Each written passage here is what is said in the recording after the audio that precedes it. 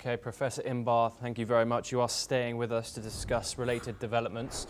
Reportedly, the Israeli Security Cabinet has approved a plan to expand aid distribution in northern Gaza, according to an Israeli official. The aid will be delivered through international organizations, including the United Nations, World Food Programme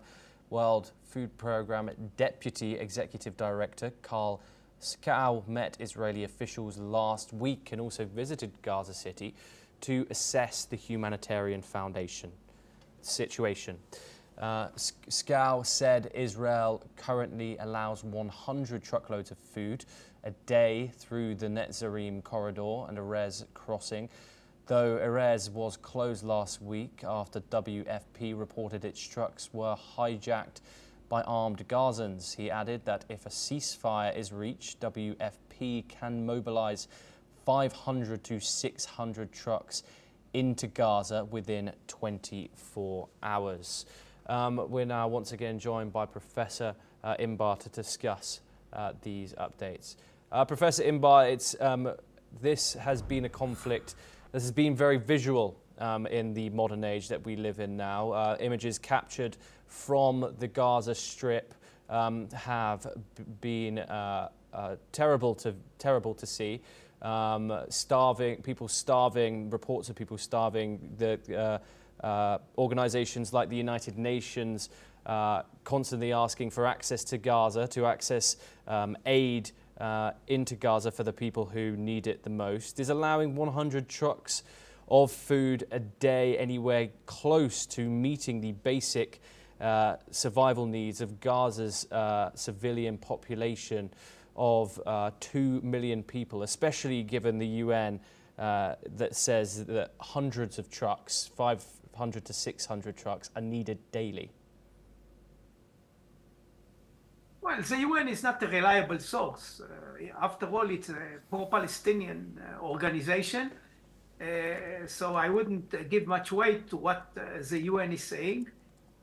Israel indeed has tried to move the people of Gaza to areas where we are giving out food, particularly moving them from the north of Gaza to the south of Gaza, and primarily in order to prevent Hamas from taking over the food and using it to buttress their regime and control over the population, and to enlist more people by using the food as an incentive for the new enlisted and for their families.